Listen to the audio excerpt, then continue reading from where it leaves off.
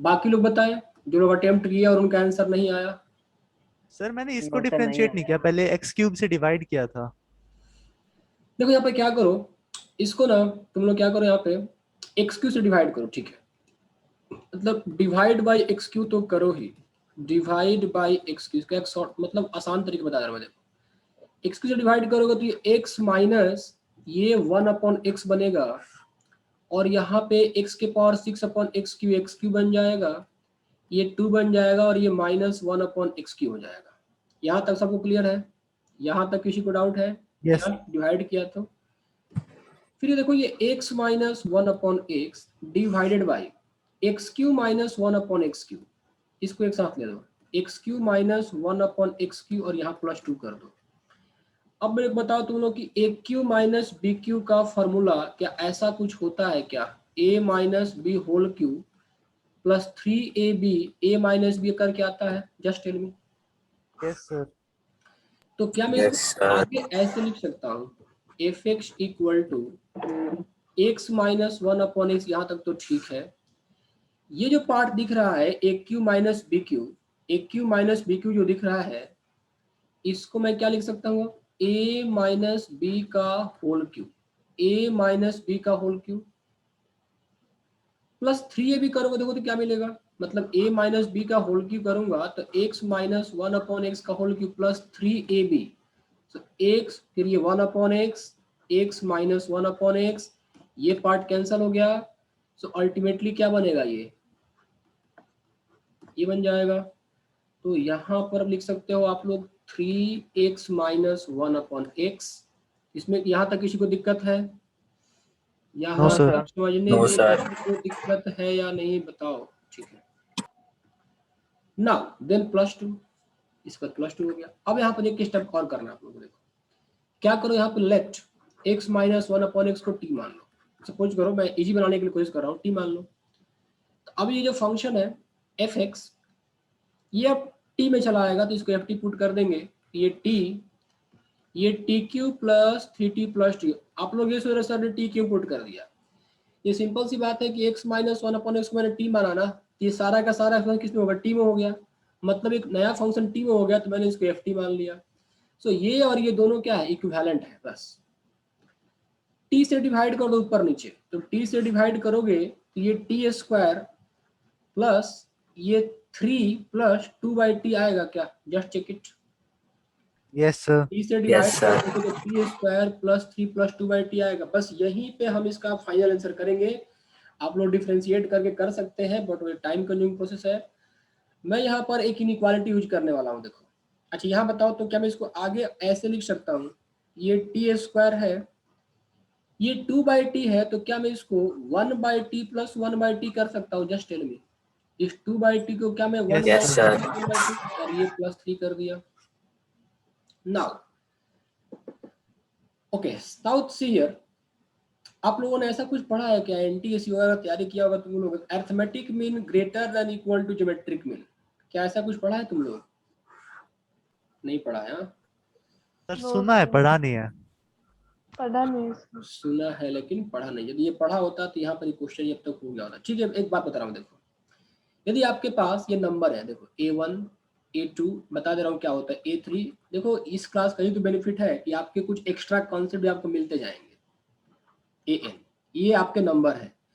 तो एक इनका आता है अरिथमेटिक मीन, एक आता है अरिथमेटिक मीन, इसको शॉर्टकट में AM बोलते हैं, और जो नॉर्मल मीन होता है ना वही कहलाता है arithmetic mean. A1 plus A2 plus A3 plus dot dot plus AN divided by, ज्यादा हार्ड एंड फास्ट नहीं, बस ऐसे रिमेंबर कर लो, ये कहलाता है अरिथमेटिक मीन। और एक आता है यहाँ पे ज्योमेट्रिक मीन। तो ये डेफिनेशन है, ऐसा कोई डेरिवेशन नहीं है इनका, ये ऐसे निकालने का तरीका है, बनाया गया है। शॉर्टकट में इसको GM बोलते हैं। और इसका जो फॉर्मूला आता है वेरी सिंपल, सारे नंबर को मल्टीप्लाई कर दो आपस में, तो A1 into A2 into A3 dot dot AN कर दिया। और कितने टोटल, ये टोटल कितने नंबर है? Can anyone tell me? N. nth root ले लेंगे, nth रूट ले लेंगे, 1/पावर में n कर देंगे। एग्जाम्पल के तौर पे मान लो मैंने बोला कि x y और z का ज्योमेट्रिक मीन क्या होगा? Can you tell me? x y z का ज्योमेट्रिक मीन क्या होना चाहिए? Sir x y z raised to the power 1 by X, 3. Y. Into Y into Z power 1/3। सब क्लियर है ये अब चीज? Yes, sir. Yes. एबीसी का ज्योमेट्रिक मीन क्या, arithmetic mean very simple. Arithmetic mean क्या करना है, ऐड करके डिवाइड कर दो। एबीसी का geometric mean, please everyone reply me. ABC ABC raised to the whole power power one ABC by whole three. power 1/3। यहाँ पर geometric mean a into B into C के पावर क्या हो गया, 1/3 हो गया। अब हम आते हैं यहाँ पे देखते हैं। हाँ, ये इनइक्वालिटी याद रखना है कि arithmetic mean greater than equal to geometric mean, ये आपको याद रखना ही रखना है।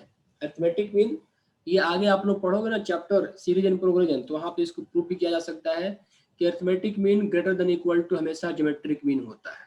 ठीक है, सर आप अगर चाहो कोई तो टर्म नेगेटिव हो तो, क्या अगर कोई टर्म नेगेटिव हो ज्योमेट्रिक मीन तो सर फिर नेगेटिव हो जाएगा। नहीं, ये पॉजिटिव नंबर के लिए डिफाइन किया जाता है, नेगेटिव के लिए नहीं। यहाँ पर केस मेंशन किया जाता है कि A B C are positive, तभी आकर डिफाइन होता है। और ओके सर। इसीलिए इस क्वेश्चन में एक चीज मेंशन किया हुआ है, यहाँ देखो ध्यान दो। इस क्वेश्चन में क्या साइड में कहीं पे x greater Yes, than sir. 1 लिखा है, चेक करो तो। सर लिखा है सर। Yes। तो x 1 से बड़ा हुआ तो ये जो t होगा ना हमेशा पॉजिटिव होगा, चेक कर लो। x 1 से बड़ा है तो x को तुम क्या करो, 2 ले लो। सो 2 माइनस 1 इक्वल टू 1, क्या पॉजिटिव आ रहा है, चेक करो। तो इसीलिए इन्फॉर्मेशन जानबूझ के दिया है क्योंकि पता है कि ये टेक्निक लगाना था यहाँ पे। और arithmetic mean greater than equal to geometric mean सिर्फ पॉजिटिव नंबर के लिए ही लगता है, इसलिए दिया गया कि ऐसा फैक्टर आएगा तो हमेशा पॉजिटिव बनना चाहिए। अब देखो, मैं सिर्फ इस वाले की बात करना चाहता हूं, मेरे को रेंज चाहिए ना, मतलब मेरे को इसका क्या निकालना है, इसका मैक्सिमम वैल्यू निकालना है, दैट्स इट। चलिए आते हैं वापस।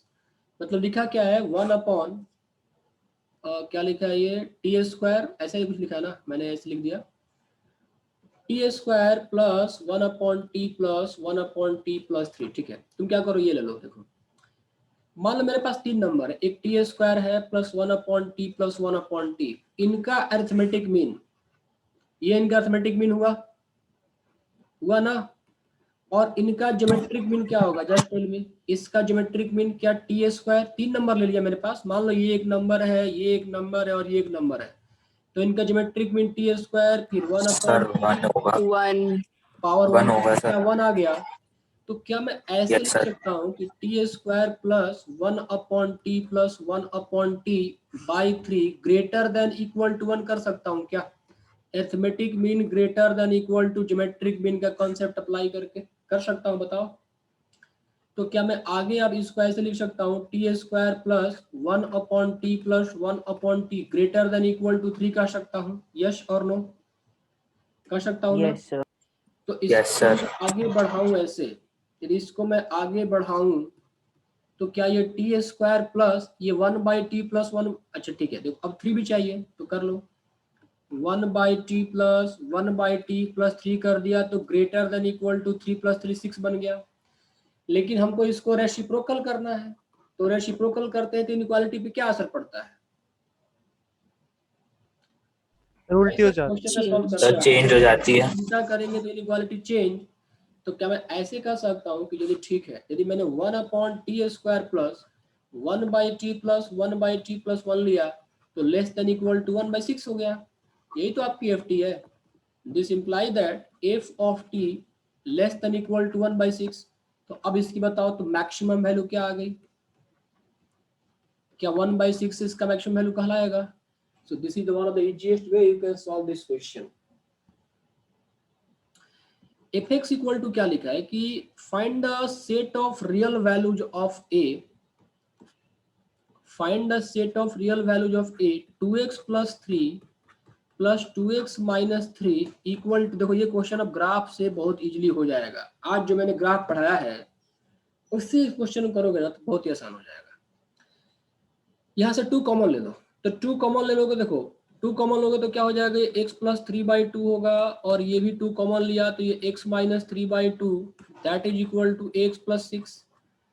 ये 2 से डिवाइड कर दो आप लेफ्ट में, तो ये x प्लस 3/2 और यहाँ पर ये x माइनस 3/2, ये 2 से डिवाइड कर दिया, देखो तो क्या आ गया, a/2x प्लस 3 चला आया क्या, just check it. Yes sir. ठीक है, जी लेफ्ट सर। वाले का जस्ट ग्राफ ड्रॉ करो, लेफ्ट वाले पोर्शन का आप ग्राफ ड्रॉ करो। क्या मैं ग्राफ सिखा चुका हूँ आज इसका?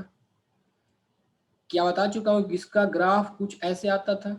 अभी तो पढ़ाया था ना। इसको आप ऐसे कर लो, देखो आप इसको ऐसे कर लो, x माइनस ये -3/2 कर दो, और यहाँ पे ये x -3/2 कर दो, ये a/2x + 3 कर दो, और अब इसका मैं ग्राफ ड्रॉ करूंगा इस साइड में। ये can you tell me critical points क्या होंगे इस केस में? जस्ट टेल मी। सर -3/2 और सर 3/2 -3/2 और तो ये एक पॉइंट आ गया आपका -3/2, दूसरा पॉइंट आ गया 3/2। अब ग्राफ कैसे ड्रॉ हुआ था सबको पता है ना? सर इस V तरह का बनेगा। नहीं, वी नहीं बन रहा था, कुछ इस तरह का बन रहा था, ये बन रहा था ना। यस सर, हाँ यस सर, यहाँ पे तो कांस्टेंट था। Yes sir. हाँ ये बन रहा था ग्राफ, ठीक है। तो ये ग्राफ बन जाएगा। ओके नाउ अब इस पॉइंट का कोऑर्डिनेट जो भी मतलब नहीं है, आप डिसाइड, आप बता सकते हो क्या इस पॉइंट का कोऑर्डिनेट क्या होगा? पढ़ा चुका हूं मैं। अरे इस हॉरिजॉन्टल लाइन की वैल्यू क्या आती है? मॉडुलस ऑफ b माइनस से आता है ना, higher value minus Yes, lower sir. Value. तो हाइयर वैल्यू क्या है यहाँ पे? 3/2 है, और लोअर वैल्यू क्या है? -3/2 है। तो आप निकाल लो यहाँ पे, देखो 3/2 माइनस ऑफ -3/2, क्या ये 3 चला आया क्या? सो this is the Yes, sir. Point, आपका ये आ गया 3,0। अब इस क्वेश्चन में टेक्निक क्या है, आखिर सॉल्व कैसे किया जाए? ये तो आपने ग्राफ ड्रॉ कर दिया एलएचएस का ना, आपका आरएचएस में क्या है? Can you tell me? RHS में ग्राफ क्या है? a/2x + 3 है क्या? Yes, sir. है, यस सर। ठीक है। क्या ये लीनियर फंक्शन है? क्या ये लीनियर फंक्शन है? Just check it. Yes, sir. Yes sir. Yes, sir. ठीक है, यदि ये लीनियर फंक्शन है तो क्या इसका ग्राफ स्ट्रेट लाइन होगा? Yes, sir. Yes sir. अब देखो, यदि से ग्राफ स्ट्रेट लाइन होगा तो क्या क्या पॉसिबिलिटी है? यदि ये स्ट्रेट लाइन है तो ऐसी पॉसिबिलिटी है कि ये लाइन इस वाले को कट कर दे, हो सकता है ना, ये लाइन Yes. इस तरह से ऐसे बन जाए पूरा का पूरा। एक पॉसिबिलिटी ये है, एक पॉसिबिलिटी ये है। दूसरा पॉसिबिलिटी क्या हो सकता है? देखो अलग अलग ड्रॉ कर रहा हूं मैं ताकि क्लैरिटी आ जाए। दूसरा पॉसिबिलिटी है कि ये लाइन इधर वाला इस पोर्शन को कट ना करके इधर वाले पोर्शन को कट कर दे, इस वाले पोर्शन को कट कर दे। एक पॉसिबिलिटी ये है। Got the point? ये बात क्लियर हुआ सब लोगों को? Yes, sir. एक पॉसिबिलिटी Yes, ये sir. है कि ये इस वाले पार्ट को कट करे, दूसरी पॉसिबिलिटी ये है कि ये इस वाले पार्ट को कट करे। एक लास्ट पॉसिबिलिटी यहाँ पर और है, देखो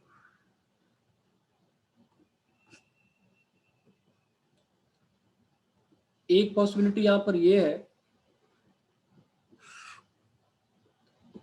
कि ये जो लाइन है ना, भले इसको मैं ड्रॉ कर लूं, एक ऐसे था, एक ऐसे था, और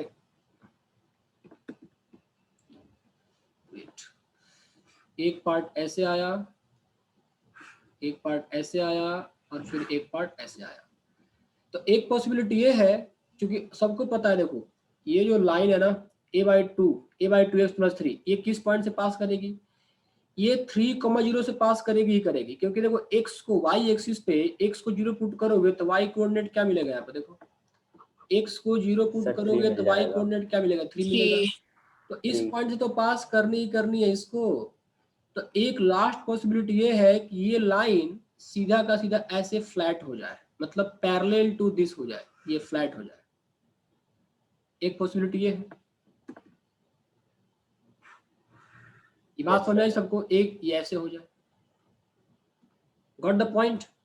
यस सर, सब में स्लोप चेंज हो रही है। हाँ, सब में ये स्लोप का यहाँ पर खेला है और कुछ नहीं है। देखो यदि हम इसको चूज करते हैं, यदि, अच्छा यही क्यों, एक और लास्ट पॉसिबिलिटी एक और भी है बेटा, कैसे मिस कर गया मैं? देखो एक और पॉसिबिलिटी है यहाँ पे।